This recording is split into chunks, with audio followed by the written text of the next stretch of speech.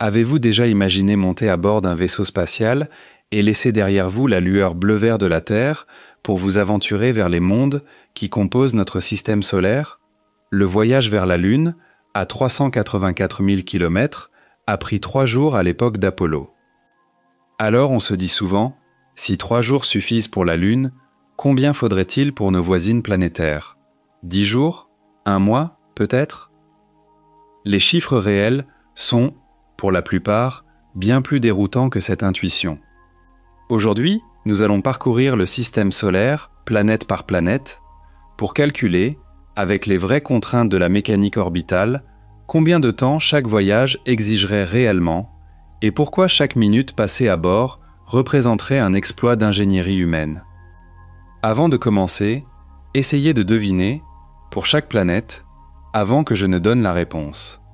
Je suis curieux de lire vos calculs en commentaire. Je sais que certains d'entre vous ont l'habitude de vérifier. Avant de tracer nos routes, il faut d'abord parler des orbites. Les planètes ne dessinent pas des cercles parfaits, mais des ellipses. Parfois, un corps se rapproche du Soleil, le périhélie, et parfois, il s'en éloigne, l'aphélie. Elle ne se déplace pas non plus à la même vitesse. Plus une planète est loin du Soleil, plus elle voyage lentement. Imaginez organiser un trajet en bus, où tous les arrêts seraient eux-mêmes en mouvement. C'est exactement comme fonctionnent les missions interplanétaires. Foncer tout droit vers sa cible n'a aucun sens, parce qu'au moment où l'on arriverait, la destination aurait déjà bougé. C'est pour cela que les ingénieurs utilisent des trajectoires courbes, comme le transfert de Hohmann. Une seule poussée place la sonde sur une orbite qui rencontrera sa cible au point exact, tout en économisant du carburant, quand c'est possible. On combine cette astuce avec une assistance gravitationnelle. La sonde frôle une planète ou une lune, lui vole un peu de son énergie orbitale. Et gagne de la vitesse sans brûler la moindre goutte de carburant supplémentaire. Mercure. Combien de temps faudrait-il pour atteindre Mercure? La question semble simple, mais derrière cette curiosité se cache une planète qui, malgré sa petite taille, la plus petite du système solaire, détient des indices essentiels sur l'enfance cosmique qui a façonné tout ce qui nous entoure. Parce qu'elle serre le Soleil de si près, Mercure fonctionne comme une fenêtre ouverte sur le passé, sa surface criblée de cratères, ses traces de volcanisme ancien et un noyau métallique actif qui entretient un champ magnétique étonnamment puissant pour un monde aussi petit. Étudier ce champ, comprendre la composition de son intérieur, déchiffrer les cicatrices de sa croûte, ce n'est pas de la simple curiosité, c'est une façon directe d'éclairer comment les planètes se forment et évoluent. On a même évoqué la possibilité d'eau liquide dans un passé lointain. Aussi extrême que cela paraisse, si cela s'est vraiment produit, cela ouvrirait une porte fascinante, celle de se demander si des conditions favorables à la vie ont pu, brièvement, y émerger. Mais avant d'étudier quoi que ce soit, il faut d'abord y arriver. Et le voyage dépend d'un ensemble de variables. La vitesse, la distance entre les planètes, le type de propulsion, et surtout, freiner au bon moment. À titre de référence, la sonde Parker Solar Probe a déjà dépassé 692 000 km/h lors de ses passages les plus proches du Soleil. Et pourtant, même sur une trajectoire optimiste, il nous faudrait plus de 4 mois pour rejoindre Mercure. Pourquoi?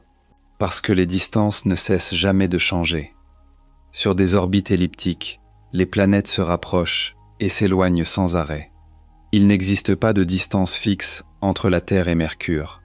Quand les deux astres se trouvent du même côté du Soleil, la conjonction inférieure, la route se raccourcit et peut tomber à quelques dizaines de millions de kilomètres.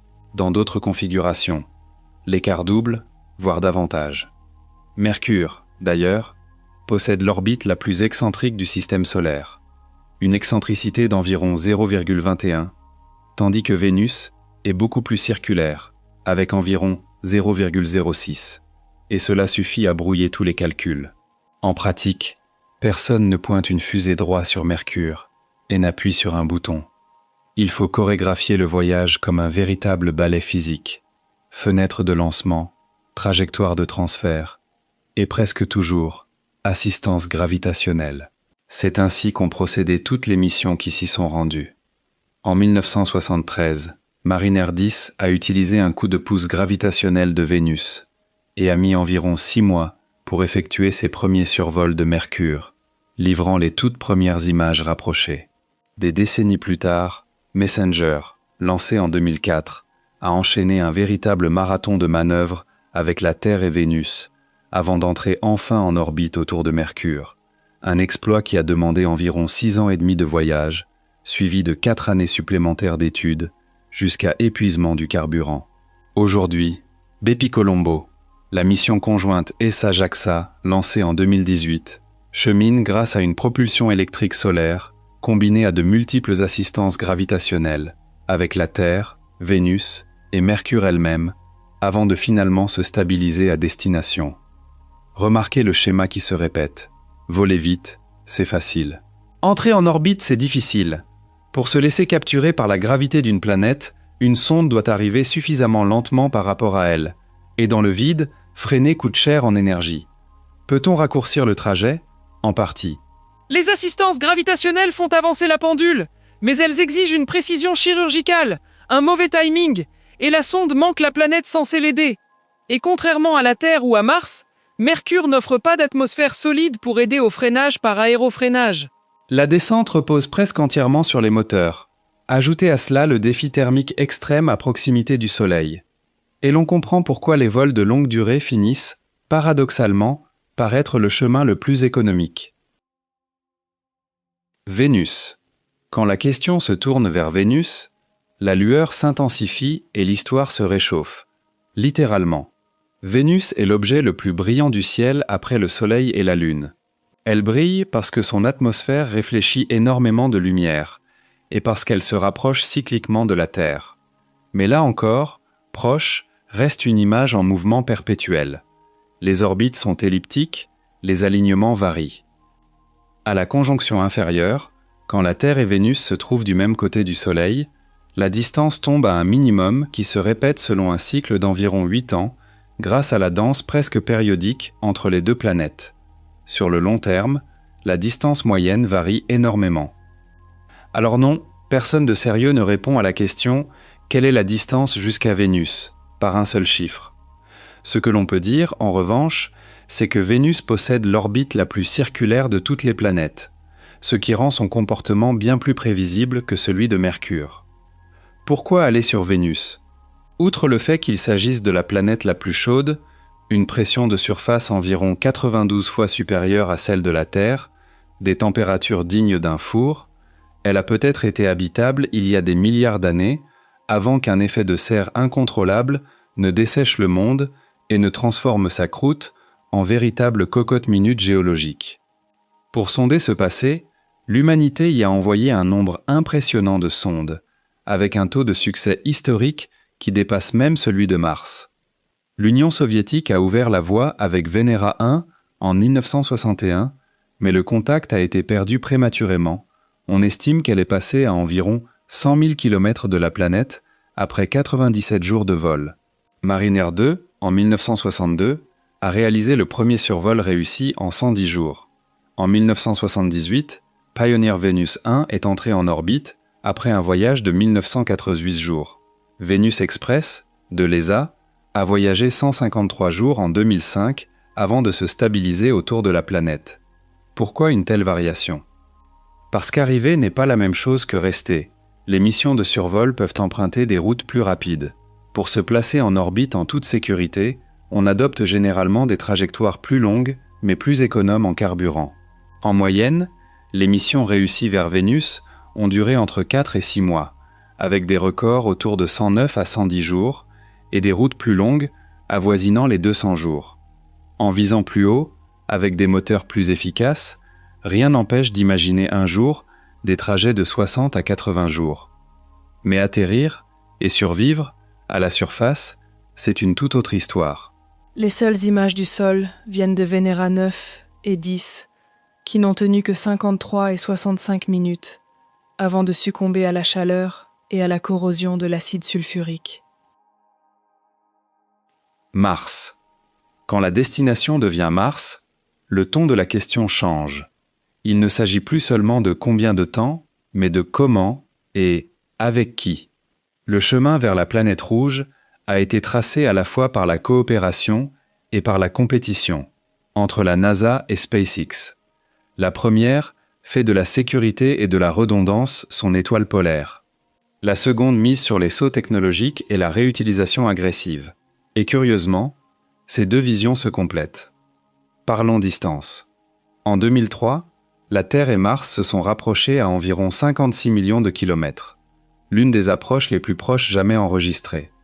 À d'autres périodes, l'écart double, voire plus. Si l'on joue avec la vitesse de la lumière, le temps de trajet varierait d'environ 3 minutes lorsqu'elles sont au plus proche, à plus de 20 minutes lorsqu'elles sont au plus loin. En moyenne, environ 12,5 minutes pour un photon. Pour une véritable sonde, le jeu change complètement. New Horizons, en route vers Pluton, a quitté la Terre à environ 58 000 km/h. À ce rythme, Mars pourrait être atteinte en environ 162 jours, à distance moyenne, jusqu'à 289 jours dans les pires conditions et, dans un alignement très favorable, environ 39 jours en pure théorie. Et si l'on utilisait la vitesse de pointe de la Parker Solar Probe, par pure hypothèse, le calcul tomberait à environ 93 heures dans le meilleur des cas, et à près de 29 jours dans le pire. Mais ce n'est qu'une expérience de pensée. Les trajectoires réelles ne sont pas des lignes droites, et couper à travers le Soleil n'est évidemment pas envisageable. Dans la réalité, les ingénieurs utilisent un transfert de Hohmann, cette élégante ellipse qui quitte l'orbite terrestre pour venir effleurer celle de Mars, avec une fenêtre de lancement tous les 26 mois. C'est la méthode la plus efficace que nous connaissions. Le trajet dure généralement autour de 9 mois, et un plan aller-retour complet, avec séjour et fenêtre de retour, peut totaliser jusqu'à 21 mois. Échanger l'efficacité contre la vitesse implique de brûler beaucoup plus de carburant, de réduire la charge utile et de composer avec l'impact psychologique de plusieurs mois dans un cylindre étroit, loin de la Terre. C'est là qu'interviennent les moteurs Raptor et le vaisseau Starship, poussée très élevée, réutilisabilité, coût réduit à chaque tentative. Si ces promesses se concrétisent, la question « Combien de temps pour Mars ?» cessera d'être une barrière presque infranchissable pour devenir une simple question de calendrier, de budget et de risque acceptable. Jupiter. Et pourquoi voudrait-on aller jusqu'à Jupiter ? Même sans surface solide, la plus grande planète du système solaire est un véritable laboratoire vivant. Des tempêtes à l'échelle d'un continent, un champ magnétique colossal et surtout un système de lunes qui ressemble à un système solaire miniature. Europe, Ganymède et Callisto cachent peut-être des océans globaux sous leur glace. Peut-être le meilleur endroit où chercher la vie au-delà de la Terre. Mais est-ce loin ? Parce que la Terre et Jupiter suivent des trajectoires différentes, la distance entre elles varie sans cesse. Dans les meilleures configurations, environ 590 millions de kilomètres. Dans les pires, près de 970 millions. En moyenne, autour de 780 millions de kilomètres. C'est une route tellement longue que si vous conduisiez à 110 km/h sans jamais vous arrêter, il vous faudrait des siècles. Le voyage dépend, une fois de plus, des alignements et surtout de la quantité d'énergie investie pour accélérer, puis pour freiner. Observer les missions passées aide à fixer les attentes. Pioneer Dance fut la première à y arriver. Route directe, environ 640 jours. Pioneer 11 et les sondes Voyager ont aussi filé vite et sont passées relativement près, à quelques dizaines de milliers de kilomètres. Mais elles ne sont pas restées. Elles ont utilisé la gravité de Jupiter comme un lance-pierre pour gagner de la vitesse vers le système solaire externe. Galileo, elle, a pris son temps, près de 6 ans, pour entrer en orbite, sur une route de type Vega, assistance gravitationnelle de Vénus et de la Terre, afin d'arriver à la bonne vitesse et d'y rester pendant des années. Temps et carburant payés d'avance, en échange d'une science de très haute qualité. En 2006, New Horizons a coupé la route en environ 405 jours jusqu'à Jupiter, utilisant la poussée du géant pour accélérer vers Pluton. Le survol lui offrant même un bonus d'environ 14 000 km/h de vitesse supplémentaire. Et aujourd'hui, Juno étudie de près le champ magnétique et l'intérieur de Jupiter, dans le cadre d'un plan qui a lui aussi demandé patience pour entrer en orbite et y rester. Parlons maintenant des humains là-bas. Cela expose immédiatement nos limites actuelles.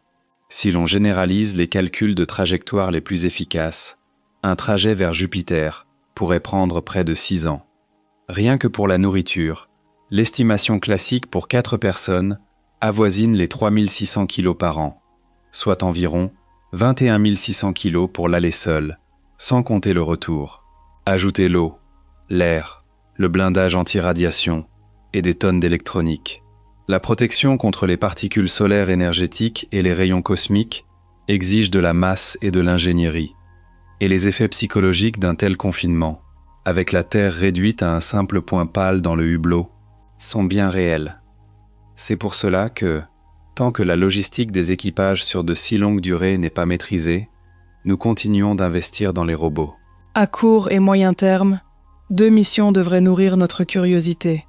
Europa Clipper, de la NASA, dont le lancement est prévu, et l'arrivée autour de 2031, après une longue route pour entrer en toute sécurité en orbite jovienne. Et JUICE, de l'ESA, qui décolle, effectue ses assistances gravitationnelles et arrive vers 2029 pour une tournée dédiée des lunes glacées.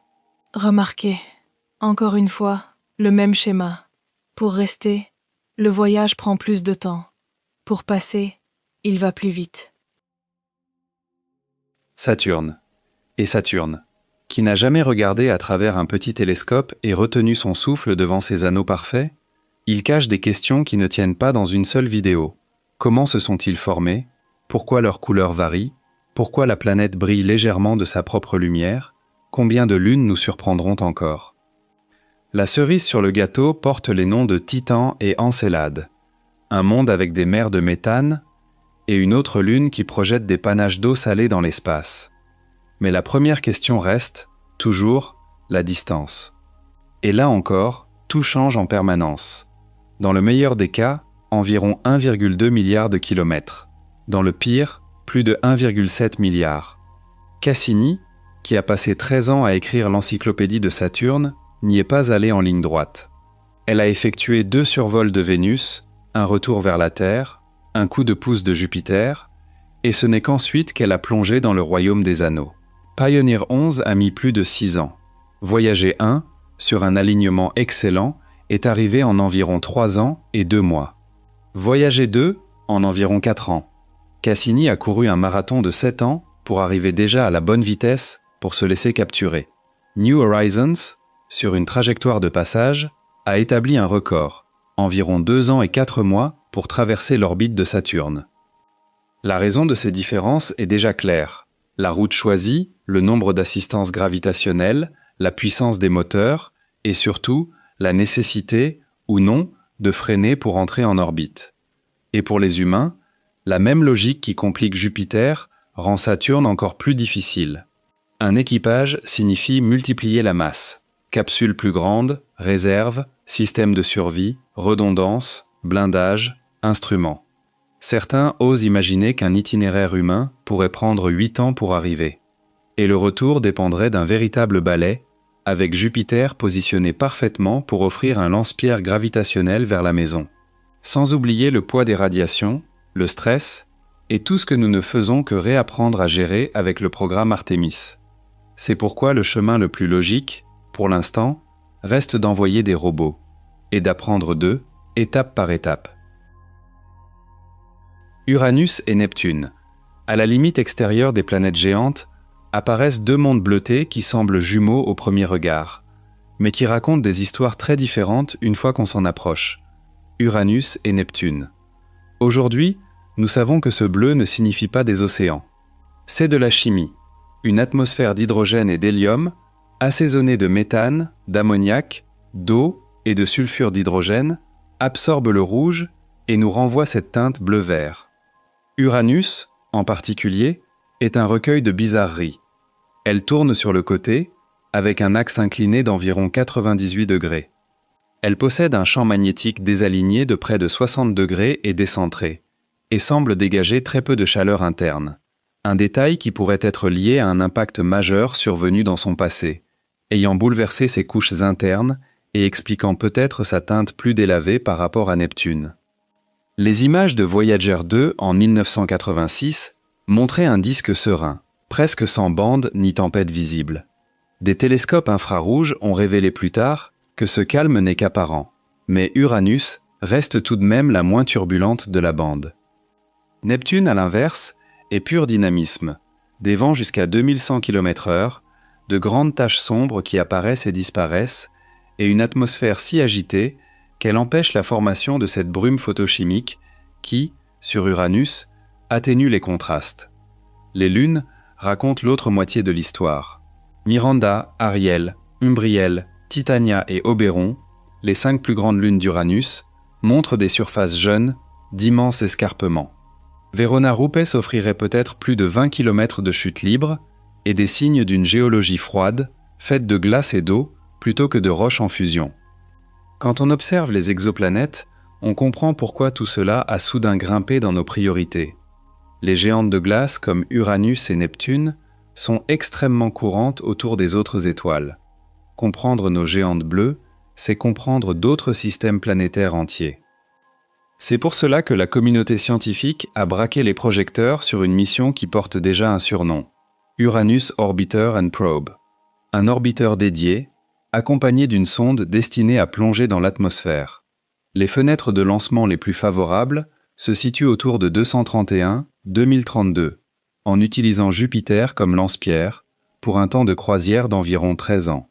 D'autres fenêtres, plus tardives, exigent de passer par les planètes internes et repoussent le voyage au-delà de 15 ans. Le prix, des milliards de dollars, et 2 décennies avant les premières données. Mais cela en vaudrait chaque centime. De la science fondamentale sur la naissance et la croissance des systèmes planétaires. Il nous reste Neptune, cet endroit trop lointain que nous n'avons vu de près qu'une seule fois. Oui, dans toute l'histoire de l'exploration spatiale, seul Voyager 2 est passé par là, en 1989. Et elle n'y est parvenue qu'en surfant sur une marée rarissime, qui ne se répète que tous les 176 ans, un alignement de Jupiter, Saturne, Uranus et Neptune, permettant d'enchaîner les lance-pierres gravitationnelles sans avoir besoin de quantités impossibles de carburant. L'assistance gravitationnelle fonctionne comme une rampe. La sonde tombe dans le puits de gravité de la planète, et si elle ne s'y écrase pas, elle en ressort de l'autre côté avec une direction ajustée et un gain de vitesse, puisé dans une infime fraction de l'énergie orbitale du géant. C'est la seule façon réaliste de visiter plusieurs destinations en une seule mission, sans transporter des réservoirs titanesques. Le prix à payer, on n'a presque jamais l'occasion de freiner ensuite. Et si l'on veut rester, il faut emporter une réserve colossale de carburant, rien que pour réduire sa vitesse jusqu'à celle de l'orbite de la planète. Les calculs de freinage à Neptune rendent cela limpide. La planète tourne autour du Soleil à environ 5,4 km par seconde. Voyager 2, en enchaînant les assistances, filait à environ 15,5 km par seconde, en y arrivant, presque 3 fois plus vite. Capturer une sonde dans ces conditions exigerait une longue combustion des moteurs, et le carburant nécessaire pour un vaisseau de la taille de Voyageur représenterait plus de 10 fois son propre poids. Le processus ne se déroulerait pas en quelques minutes. Il faudrait compter 1 à 2 mois de freinage continu, rien que pour une sonde légère. Imaginez maintenant une mission habitée. Grande capsule, blindage, années de réserve, système redondant. Le taux de décélération devrait être bien plus doux pour éviter de soumettre les astronautes à des forces excessives. Et le temps de freinage pourrait s'étendre sur 2 à 4 ans. Ajoutez cela au temps de croisière, et l'on parle de 24 à 28 ans entre la Terre et l'orbite de Neptune, même en profitant des meilleurs alignements et assistances. Et pour le retour, avec la technologie chimique liquide actuelle, le carburant nécessaire pour un aller-retour transformerait le vaisseau en un véritable gratte-ciel de propergol. Plus de 90% de tout ce qui aurait décollé ne serait que réservoir, et nous resterions malgré tout à la limite du possible. C'est pour cela que les missions humaines vers ces confins demeurent, pour l'instant, du domaine du « un jour peut-être », avec un autre type de propulsion. Pluton. En parlant de confins, il nous reste à évoquer le plus célèbre des ex-membres du club, Pluton. Planète naine? Oui.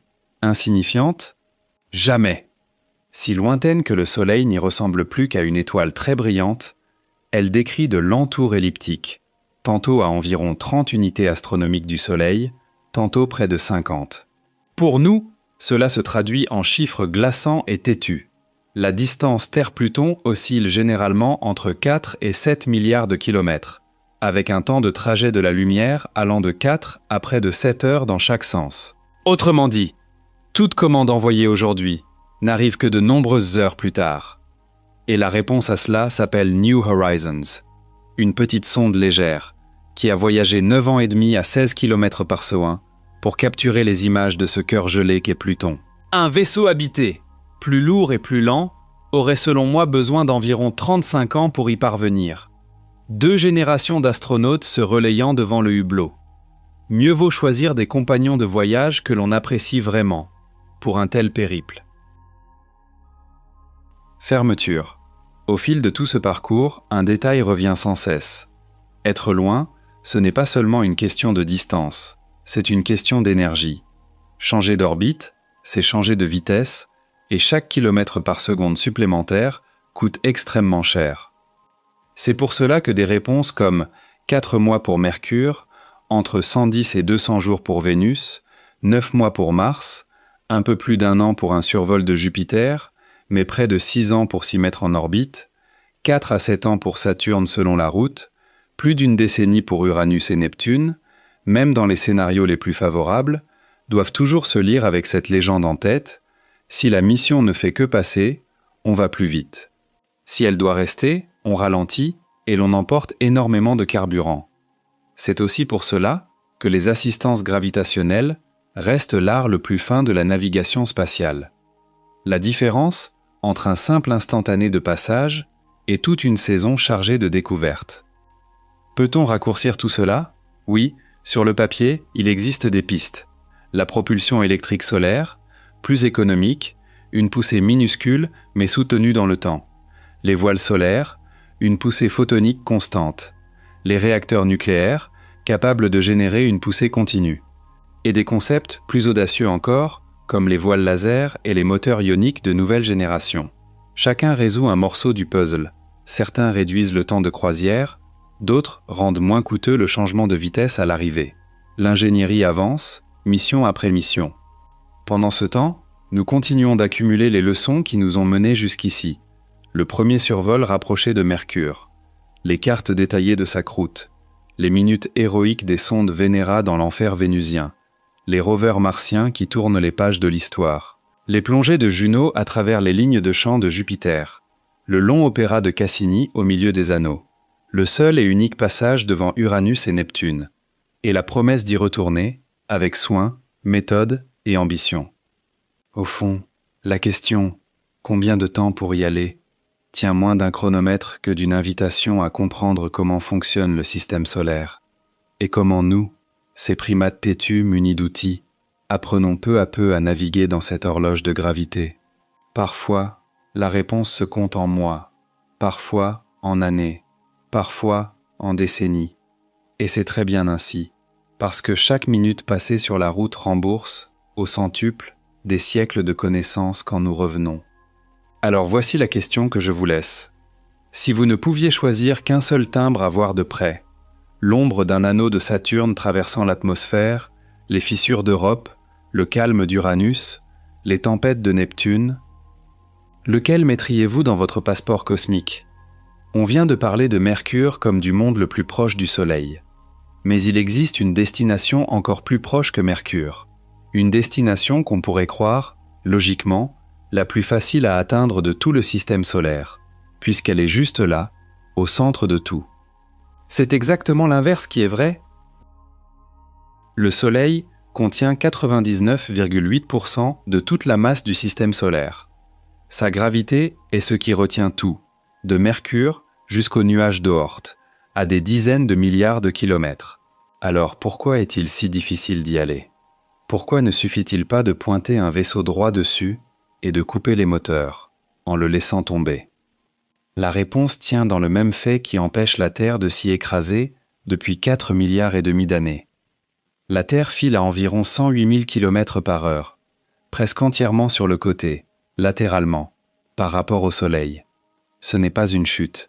C'est une chute qui rate perpétuellement sa cible, encore et encore, et qui dessine ainsi une orbite stable. Pour atteindre réellement le Soleil, il ne suffit donc pas de couper les moteurs. Il faut annuler tout ce mouvement latéral hérité. Et annuler du mouvement, en physique, coûte exactement la même énergie que d'en ajouter. Voici le chiffre qui dérange le plus l'intuition. Selon la NASA elle-même, il faut environ 55 fois plus d'énergie pour atteindre le Soleil que pour atteindre Mars. Prenez un instant pour laisser passer ça. La cible la plus proche de tout le système solaire est aussi, en termes purs d'énergie, l'une des plus chères à atteindre. Certains calculs vont même plus loin.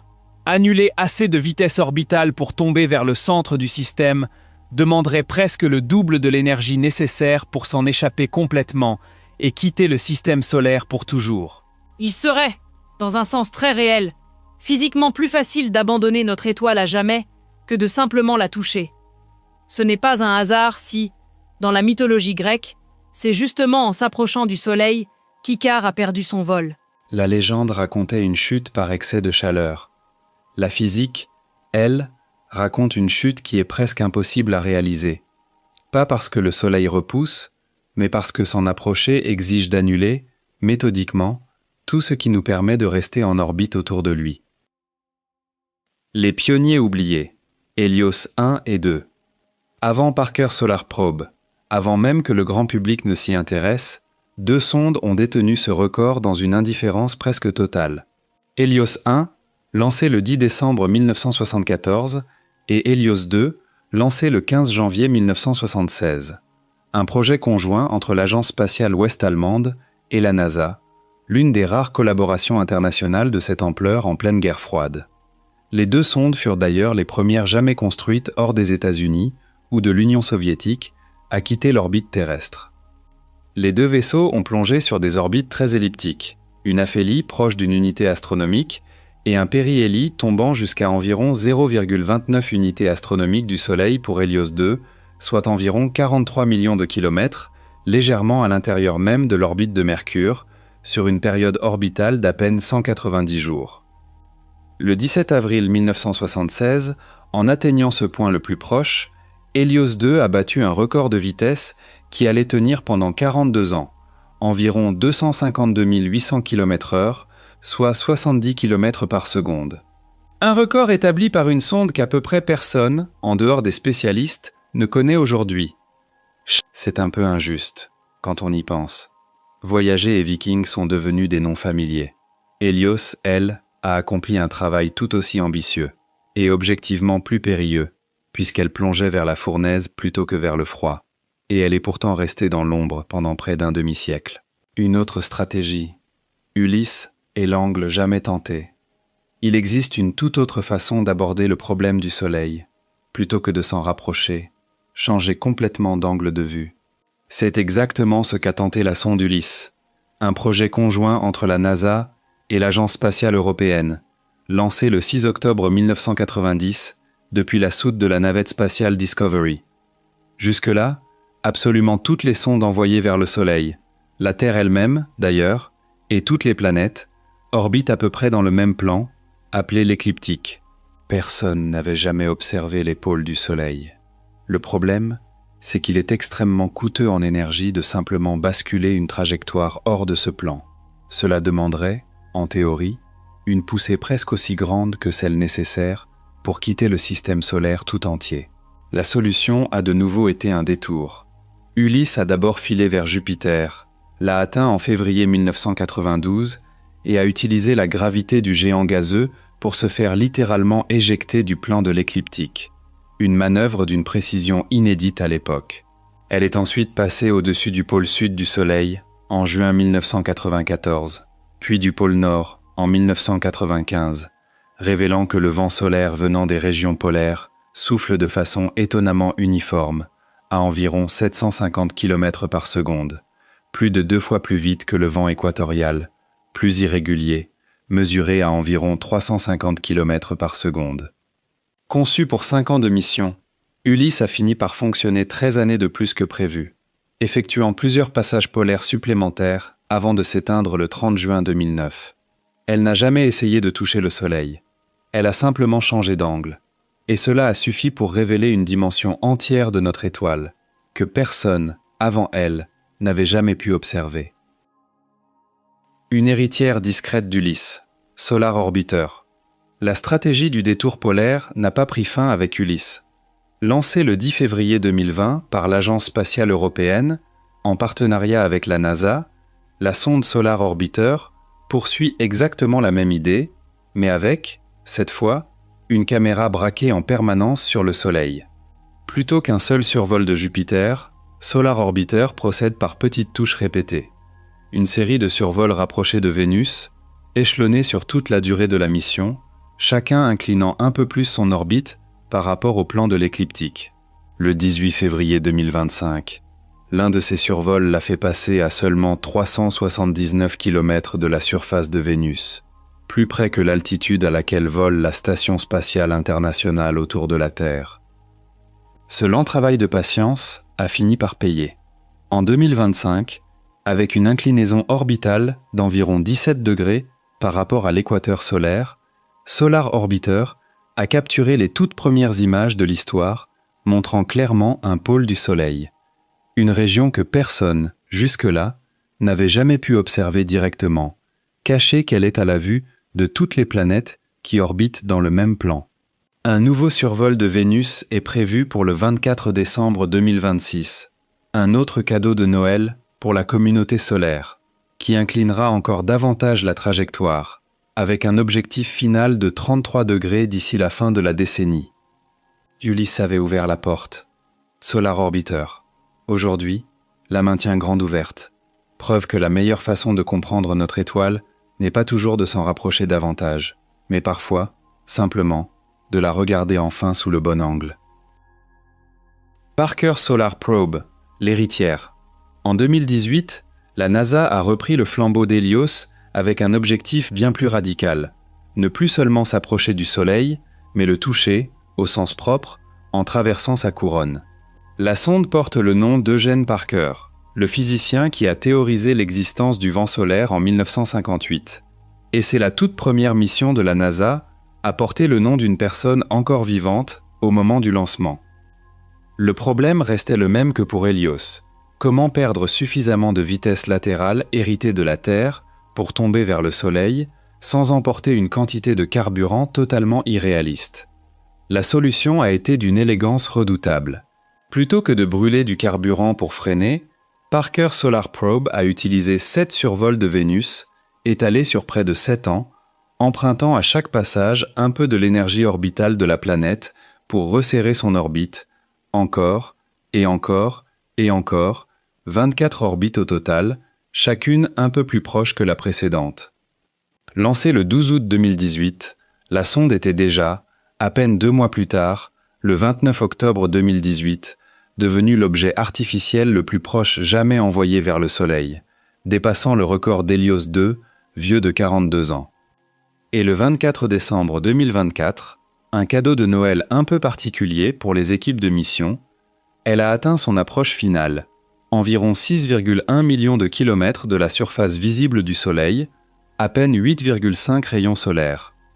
À cette distance, propulsée par la gravité solaire elle-même plutôt que par ses propres moteurs, elle a atteint près de 692 000 km/h, devenant sans conteste l'objet le plus rapide jamais construit par des mains humaines. À cette vitesse, on couvrirait la distance de New York à Tokyo en un peu plus d'1 minute. Ce qu'il faut bien comprendre, c'est que cette vitesse record n'est pas venue d'un moteur plus puissant. Elle est venue de la patience. 7 années à laisser Vénus, passage après passage, grignoter un peu de la vitesse latérale héritée de la Terre, jusqu'à ce que le Soleil lui-même puisse enfin faire le reste du travail, en accélérant la sonde dans sa propre chute. Aucun humain ne pourra jamais suivre cette route. Près du Soleil, la lumière frappe environ 475 fois plus fort qu'à l'orbite terrestre. assez pour porter les surfaces exposées à plus de 1370 degrés Celsius. Le bouclier thermique de Parker Solar Probe, une plaque de composite de carbone d'à peine 11 cm d'épaisseur, encaisse cette fournaise, pendant que, à quelques centimètres de l'autre côté, les instruments continuent de fonctionner à une température proche de l'ambiante. Pendant les minutes les plus critiques de chaque passage, la sonde perd même tout contact radio avec la Terre, trop aveuglée par l'éclat solaire pour orienter son antenne, et doit fonctionner en autonomie complète, en pilote automatique, confiant sa propre survie à des lignes de code écrites des années à l'avance. Et cette souffrance a un but précis, comprendre pourquoi la couronne du Soleil, sa fine atmosphère extérieure, est, de façon complètement contre-intuitive, des centaines de fois plus chaude que sa surface elle-même. C'est un peu comme si l'air à 1 mètre d'un feu de camp était plus brûlant que les flammes. Ce paradoxe, appelé le problème du chauffage coronal, reste l'une des grandes énigmes non résolues de la physique solaire. Et c'est précisément pour y répondre que la sonde continue, mission après mission, de plonger dans la fournaise. Pourquoi tout cela nous concerne, ici, sur Terre? On pourrait se demander pourquoi risquer des sondes entières, pendant des décennies, juste pour mieux comprendre notre étoile. La réponse tient en un seul événement, survenu il y a plus d'1 siècle et demi, et qui reste aujourd'hui encore la référence absolue de ce qu'une tempête solaire peut accomplir. Le 1er septembre 1859, l'astronome amateur britannique Richard Carrington observait des taches solaires quand il a été soudainement aveuglé par un éclair de lumière blanche à la surface du Soleil, la toute première éruption solaire jamais observée par des mains humaines. Moins de 18 heures plus tard, une gigantesque éjection de matière solaire a frappé la Terre, provoquant des aurores boréales visibles jusque dans les Caraïbes et faisant littéralement prendre feu le papier des appareils télégraphiques du monde entier, la seule technologie électrique existant à l'époque. Aujourd'hui, notre civilisation entière repose sur l'électricité, les satellites, le GPS, les communications aériennes. En mars 1989, une tempête solaire pourtant bien plus modeste que celle de Carrington a suffi à faire s'effondrer l'ensemble du réseau électrique de la province d'Hydro-Québec en à peine 90 secondes, plongeant 6 millions de personnes dans le noir pendant près de 9 heures. Une étude de référence estime qu'une tempête de l'ampleur de celle de 1859, si elle frappait aujourd'hui, pourrait coûter plus de 1000 milliards de dollars rien que pour la première année, avec un temps de rétablissement complet pouvant s'étendre de 4 à 10 ans selon le nombre de transformateurs électriques détruits. Comprendre pourquoi et comment le Soleil libère, de façon parfois imprévisible, ces immenses bouffées d'énergie, c'est exactement ce que Parker Solar Probe, Solar Orbiter et toutes leurs devancières tentent de percer, un passage après l'autre. Ce n'est plus seulement de la curiosité scientifique, c'est, très concrètement, un système d'alerte précoce pour toute notre infrastructure moderne. Alors, la prochaine fois que vous regarderez le soleil se coucher, sans jamais le fixer directement, bien sûr, pensez à ça. L'objet le plus proche du ciel est aussi, de toutes les destinations possibles, celle qui a demandé l'ingénierie la plus tordue, la plus patiente, la plus contre-intuitive de toutes. Et en parlant de contourner un problème avec de la patience plutôt qu'avec de la force brute, c'est exactement la même philosophie qui a permis, quelques décennies plus tôt, d'atteindre notre autre voisine la plus proche, Vénus. Chapitre Extra 2. La ceinture d'astéroïdes.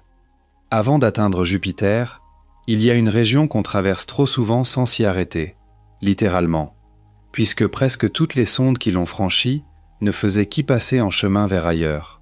La ceinture d'astéroïdes, cet anneau de débris rocheux, situé entre l'orbite de Mars et celle de Jupiter, à peu près entre 2,2 et 3,2 unités astronomiques du Soleil.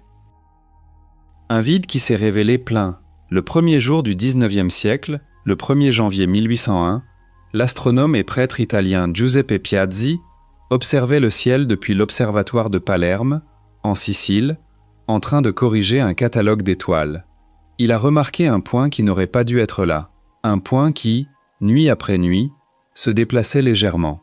À l'époque, on cherchait justement une planète manquante, prédite par une règle mathématique appelée la loi de Bode, dans un vide suspect entre Mars et Jupiter.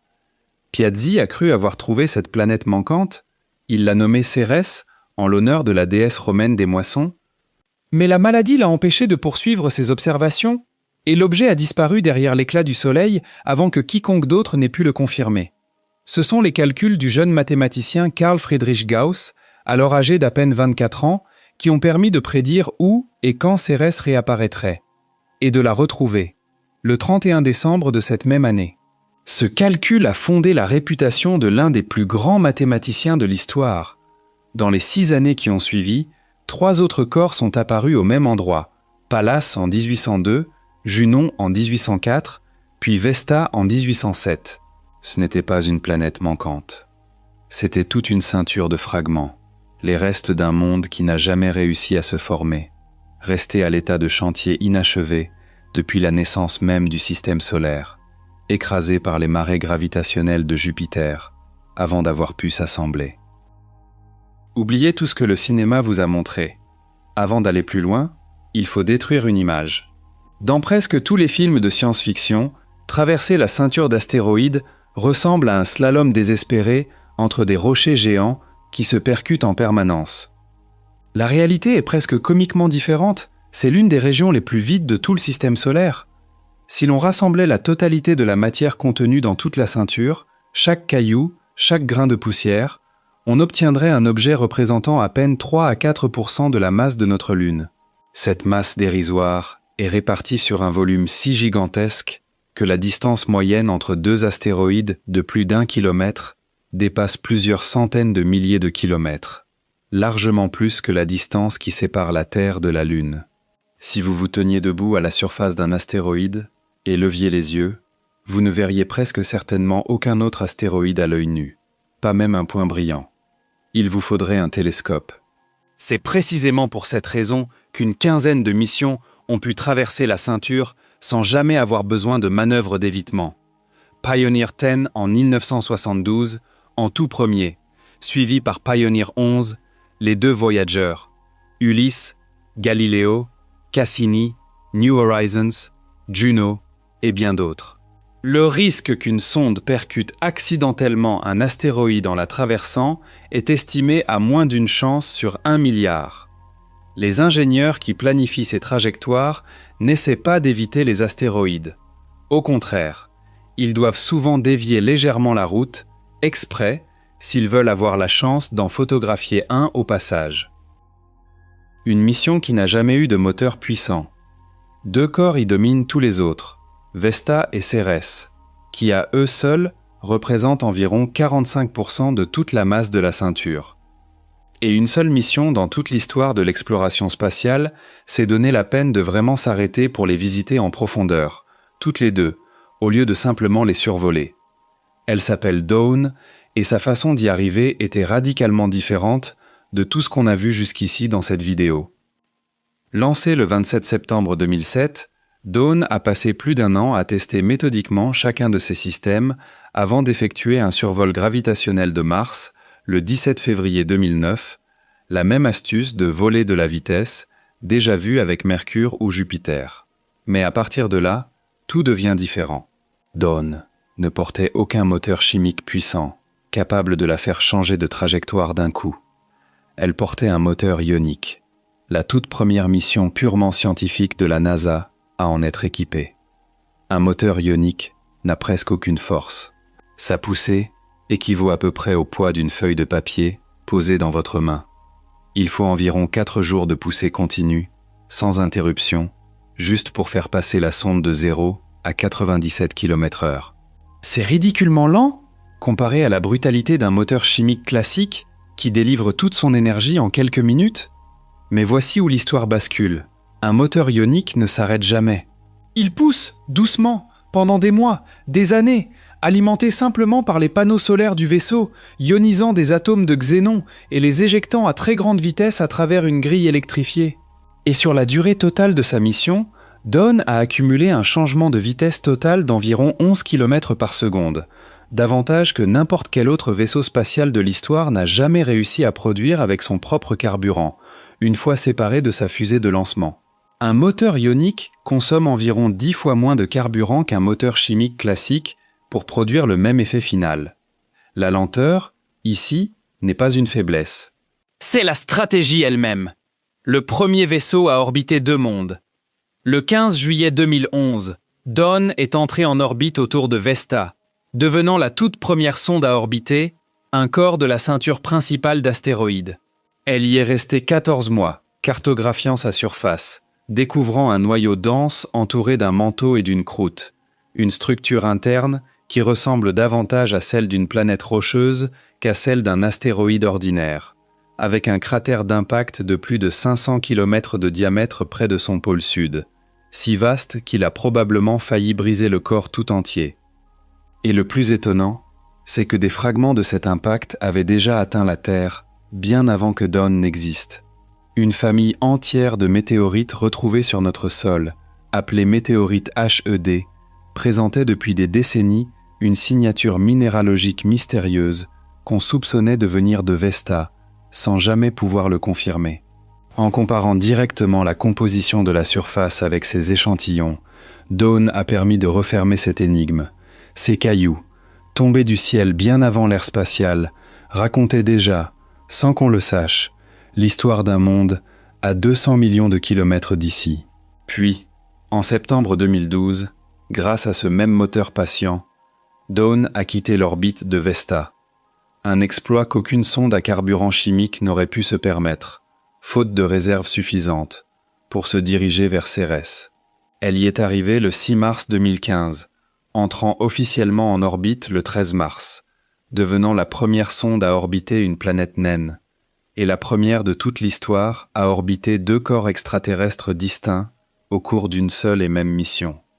Ce que Dawn a trouvé à Cérès a surpris tout le monde. Le corps contiendrait entre 25 et 30% d'eau en masse, essentiellement sous forme de glace, et pourrait même abriter, sous sa croûte, les restes d'un ancien océan liquide. Plus de 300 taches brillantes ont été repérées à sa surface, révélant une activité géologique inattendue pour un corps aussi modeste.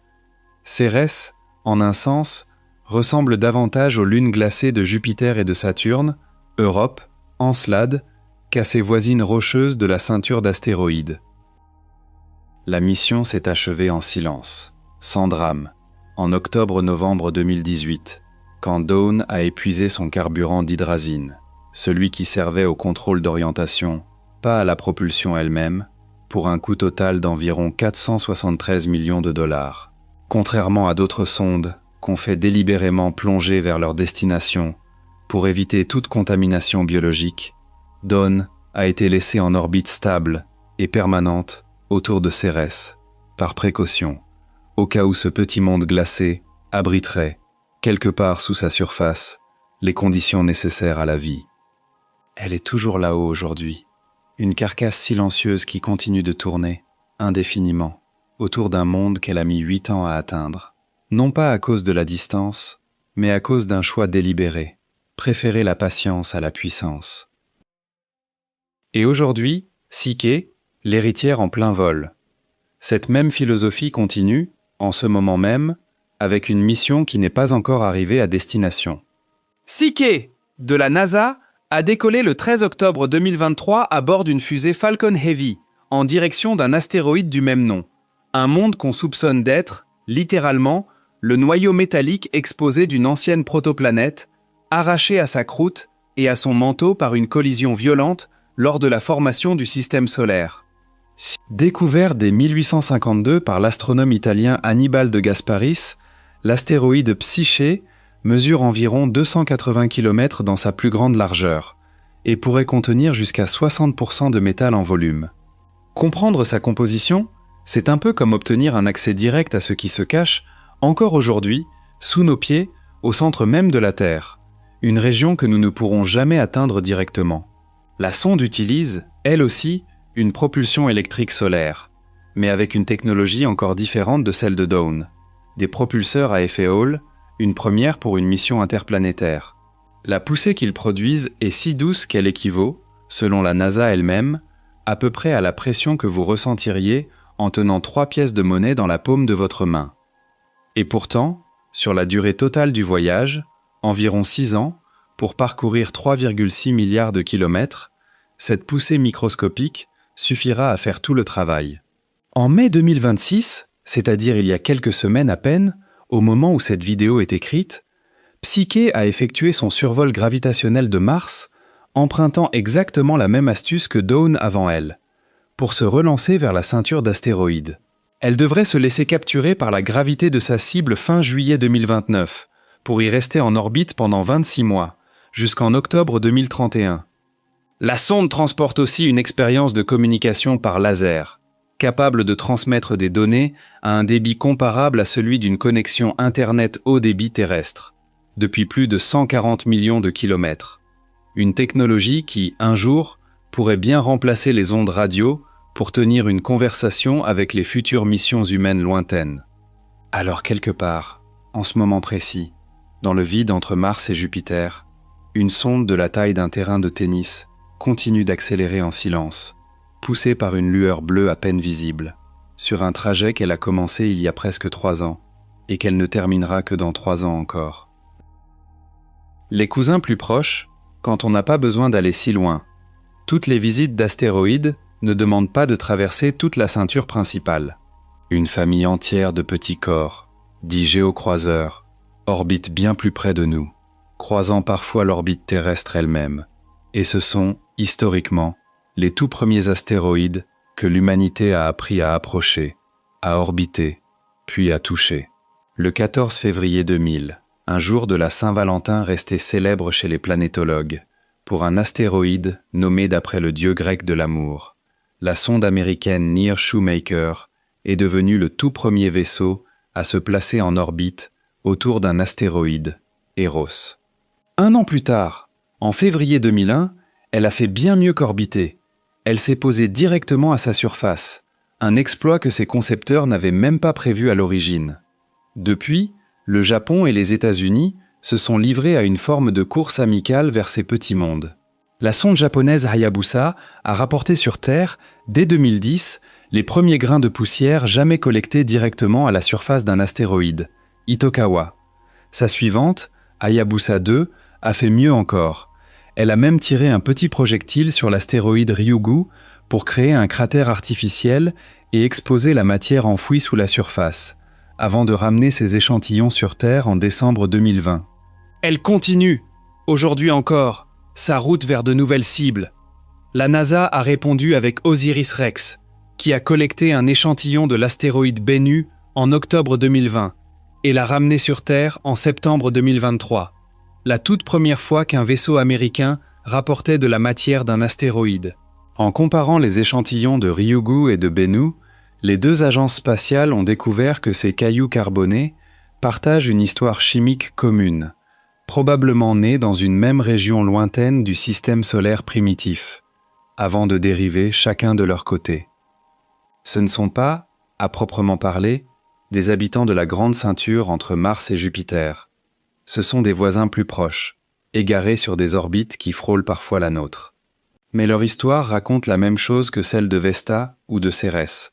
Ces fragments minuscules, disséminés dans tout le système solaire, sont peut-être les meilleurs témoins qu'il nous reste de ce à quoi ressemblait notre voisinage, avant même que les planètes n'existent. Et une troisième famille, cachée dans l'ombre de Jupiter. Il existe une toute dernière catégorie d'astéroïdes qu'on associe rarement à ce chapitre, et pourtant, les astéroïdes troyens de Jupiter. Ce ne sont ni des habitants de la ceinture principale, ni des géocroiseurs.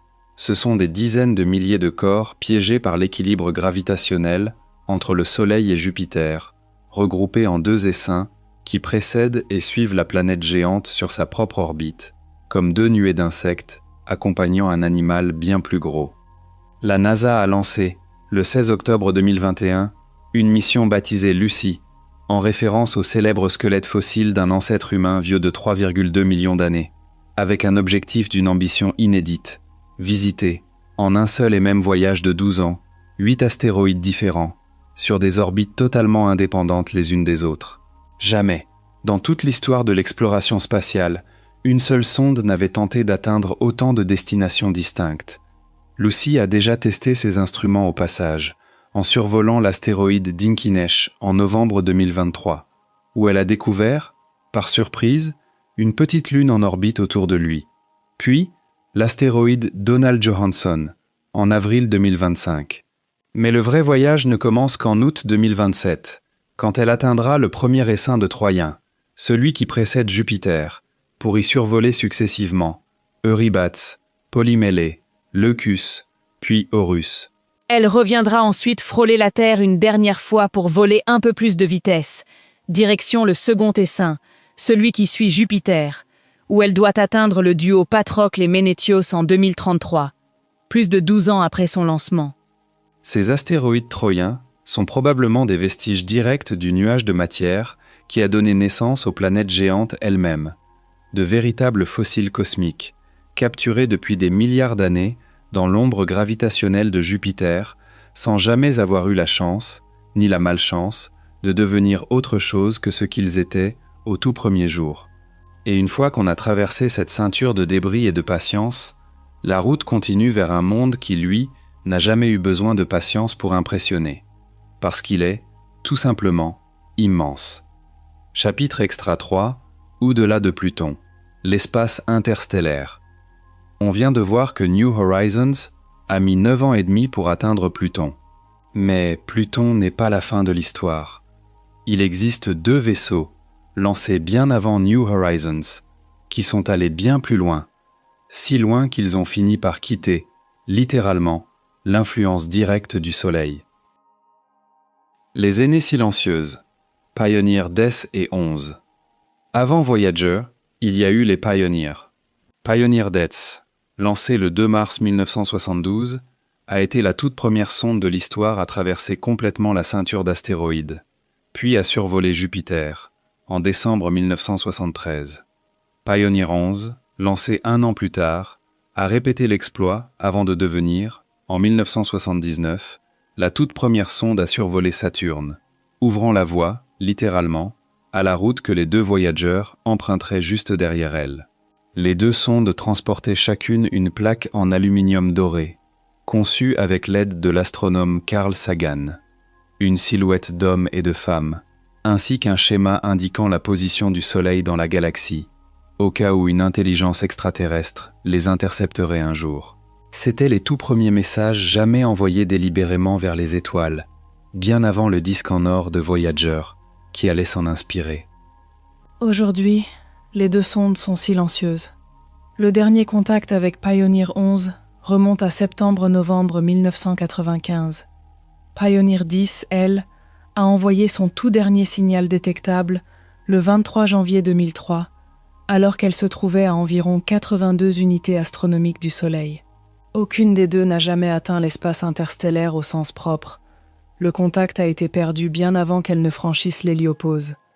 Mais toutes 2 continuent, sans le moindre carburant ni la moindre commande, leur trajectoire de fuite vers les étoiles. Pioneer 10 se dirige, très lentement, vers l'étoile Aldébaran, dans la constellation du Taureau. Elle y arrivera dans plus de 2 millions d'années. Pioneer 11 file vers la constellation de l'Aigle, pour un rendez-vous prévu dans environ 4 millions d'années. Voyager, le grand tour qui n'était pas censé continuer. Voyager 2 a été lancé le 20 août 1977.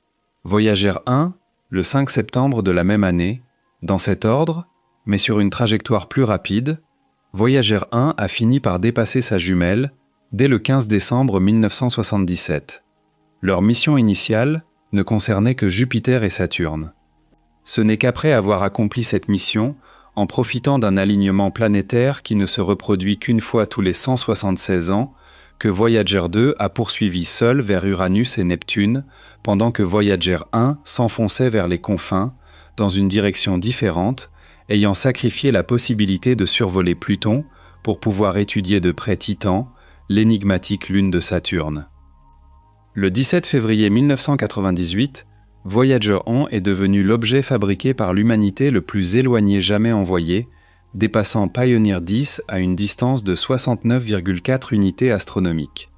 Le 16 décembre 2004, elle a atteint le choc terminal, la frontière où le vent solaire, jusque-là supersonique, ralentit brutalement en heurtant le milieu interstellaire. Puis, Pendant 8 ans, elle a traversé une vaste zone de transition appelée l'héliogène, avant d'atteindre, enfin, la frontière ultime. Le 25 août 2012, 35 ans presque jour pour jour après son lancement, Voyager 1 est devenu le premier objet construit par des mains humaines à franchir l'héliopause et à entrer véritablement dans l'espace interstellaire, à environ 121 unités astronomiques du Soleil. Voyager 2 a fait de même le 5 novembre 2018, à 119 unités astronomiques, empruntant une direction différente. Ce sont, à ce jour, les 2 seuls vaisseaux de toute l'histoire humaine à avoir directement échantillonné le plasma qui existe entre les étoiles. Il a fallu près d'une année entière aux scientifiques pour confirmer officiellement que le franchissement avait bien eu lieu. L'instrument principal de Voyager 1, capable de mesurer directement le plasma, était tombé en panne dès 1980. La confirmation n'est venue qu'à la faveur d'un coup de chance. Une éruption solaire survenue en mars 2012 a envoyé une onde de choc jusqu'à la sonde, faisant vibrer le plasma environnant d'une façon qui a permis enfin de trancher en septembre 2013. Interstellaire ne veut pas dire hors du système solaire. Voici la nuance qui change tout et qui prolonge exactement la leçon de toute cette vidéo. Franchir l'héliopause signifie sortir de la bulle de particules et de champs magnétiques que le Soleil projette autour de lui. Ça ne signifie absolument pas sortir de son emprise gravitationnelle. Le nuage d'Oort, cette vaste coquille théorique de corps glacés qui entoure tout le système solaire, commence quelque part entre 2000 et 5000 unités astronomiques du Soleil, et s'étend peut-être jusqu'à 100 000 unités astronomiques. Voyager 1, malgré ses 121 unités astronomiques déjà parcourues, n'atteindra le bord intérieur de ce nuage que dans environ 300 ans. Et il lui faudra environ 30 000 ans pour en ressortir complètement de l'autre côté. Autrement dit, la sonde a déjà goûté à l'espace interstellaire, mais elle restera, au sens gravitationnel, une citoyenne du système solaire pendant encore des dizaines de milliers d'années. Une bulle dont on ne connaît toujours pas vraiment la forme. Voici une chose étonnante. Après plus de 30 ans de mesures directes, personne ne sait encore avec certitude quelle forme a réellement cette bulle que le Soleil projette autour de nous. Pendant près de 70 ans, le consensus scientifique voulait que l'héliosphère ressemble à une comète, une tête arrondie à l'avant, dans le sens du déplacement du Soleil à travers la galaxie, suivie d'une longue traîne qui s'étirerait sur des milliers d'unités astronomiques derrière nous. Mais des travaux plus récents, menés notamment à l'Université de Boston, ont proposé une image radicalement différente. Plutôt qu'une traîne unique et allongée, l'héliosphère pourrait ressembler à un croissant dégonflé, avec 2 lobes en forme de jet de part et d'autre, façonnés par le champ magnétique du Soleil lui-même. Une forme beaucoup plus courte, plus ronde, et bien plus étrange que l'image de la comète. D'autres analyses, publiées encore plus récemment à partir des données de la sonde IBEX, semblent pencher elles aussi vers cette hypothèse du croissant plutôt que vers la comète classique. Le problème, c'est qu'il est extraordinairement difficile de trancher. Seules 2 sondes dans toute l'histoire humaine, les 2 Voyager, ont directement traversé cette frontière. Et 2 points de mesure ne suffisent tout simplement pas pour dessiner la carte complète d'une bulle aussi vaste. Une nouvelle mission de la NASA, l'Interstellar Mapping and Acceleration Probe, cartographie aujourd'hui cette frontière depuis l'orbite terrestre, sans jamais s'en approcher physiquement, en observant les particules qui rebondissent vers nous depuis ces confins lointains. Autrement dit, même la forme de notre propre maison cosmique reste, aujourd'hui encore, un mystère activement débattu. Le décalage de communication, lui aussi, devient presque absurde à cette distance.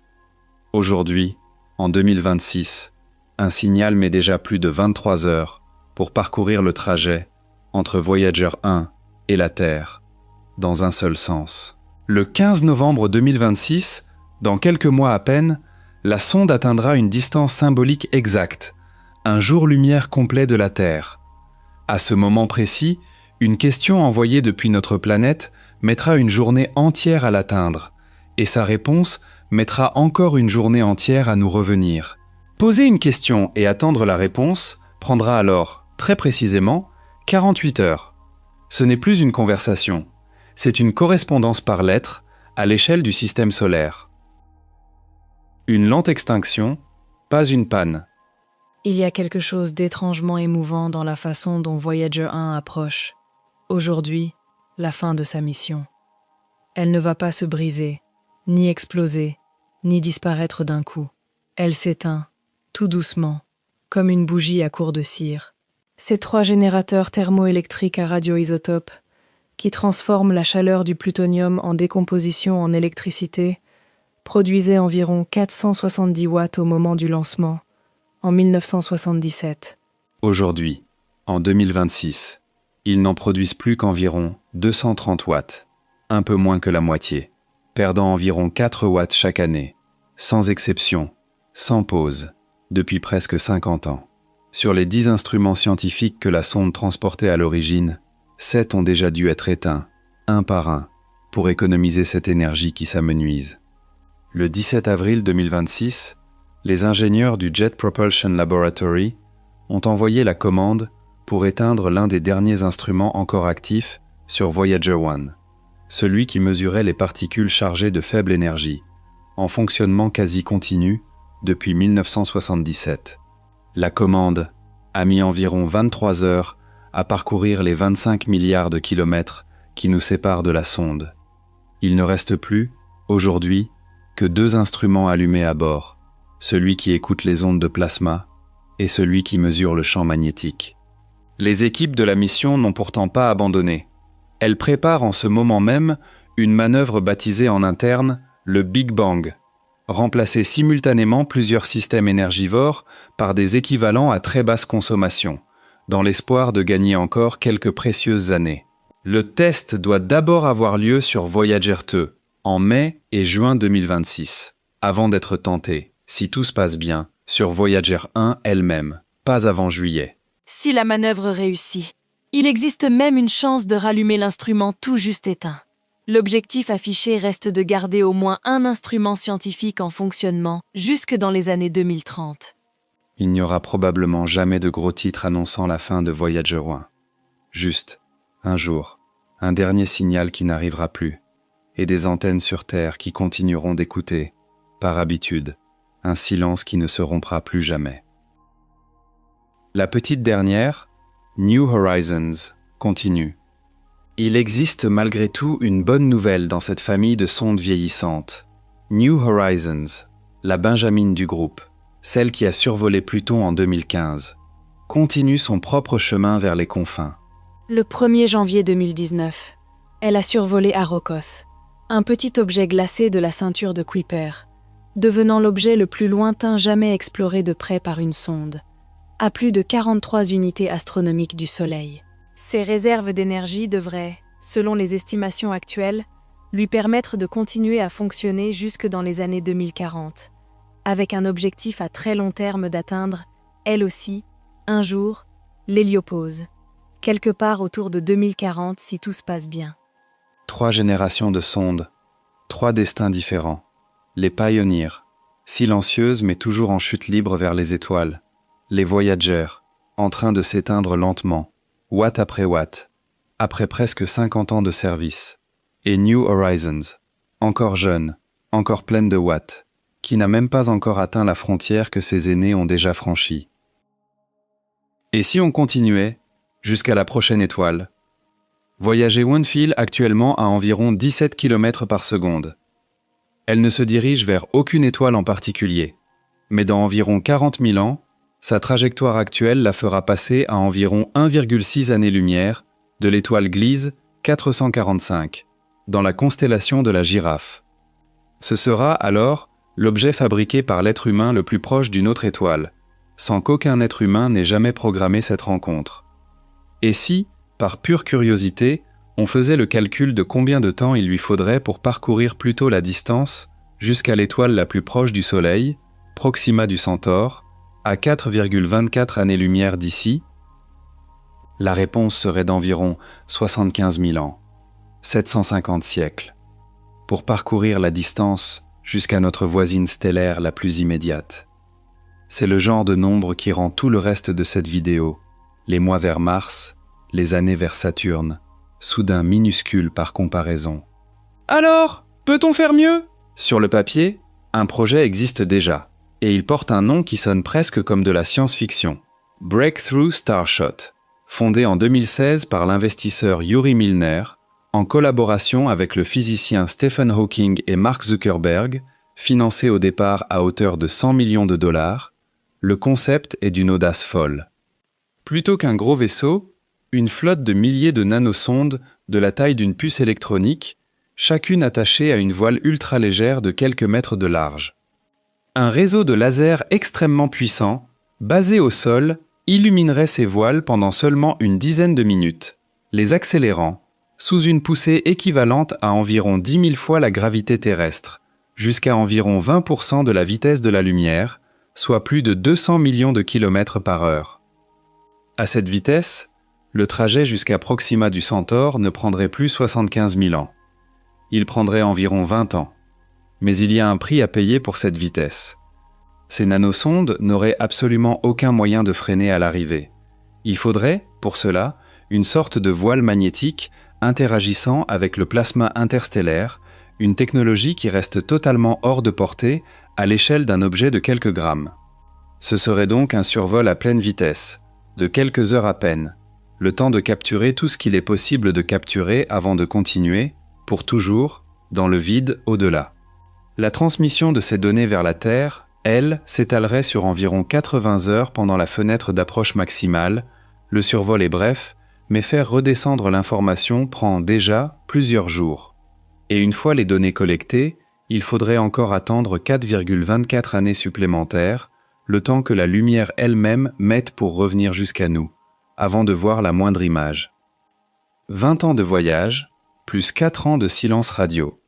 Presque un quart de siècle d'attente, pour un simple coup d'œil, en passant, sur un monde qu'on n'aura jamais l'occasion de revoir. Le projet reste, à ce jour, largement théorique. Depuis 2023, son activité publique a nettement ralenti, et aucun prototype complet n'a encore volé. Mais la recherche sur les matériaux continue en coulisses, avec des voiles ultra fines, développées à l'université Brown, et des nanotechnologies, testées avec l'université technique de Delft. La physique, elle, ne pose toujours aucune objection fondamentale. C'est déjà, en soi, une chose extraordinaire à savoir. Quelque part entre l'énergie que nous savons produire aujourd'hui et l'énergie qu'il faudrait pour vraiment atteindre les étoiles, il n'y a pas un mur infranchissable. Il y a seulement, encore, beaucoup d'ingénierie. Voyager, elle, continuera son chemin longtemps après que la Terre aura oublié jusqu'à son nom, longtemps après son dernier signal, longtemps après que les dernières personnes ayant participé à sa construction auront, elles aussi, disparu. Elle transporte, à son bord, un disque de cuivre plaqué or, conçu sous la direction de l'astronome Carl Sagan, 116 images encodées sous forme de signaux analogiques, des sons caractéristiques de notre planète, des salutations enregistrées dans 55 langues humaines différentes, et environ 90 minutes de musique venue de cultures et d'époques variées. La pochette elle-même porte des instructions gravées.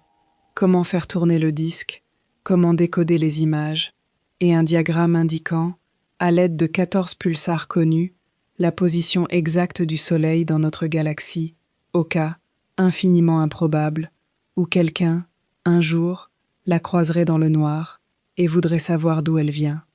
Ce disque continuera de tourner en silence dans le vide, bien après que le dernier watt de ses générateurs se sera éteint. Ce n'est plus, depuis longtemps, une mission spatiale au sens habituel du terme. C'est un message dans une bouteille, jeté dans un océan si vaste qu'aucune main ne le repêchera peut-être jamais, et envoyé quand même. Et c'est peut-être ça, la leçon la plus étrange de tout ce voyage. Certaines lettres, on les écrit en sachant qu'elles n'arriveront peut-être jamais à destination, et on les envoie quand même.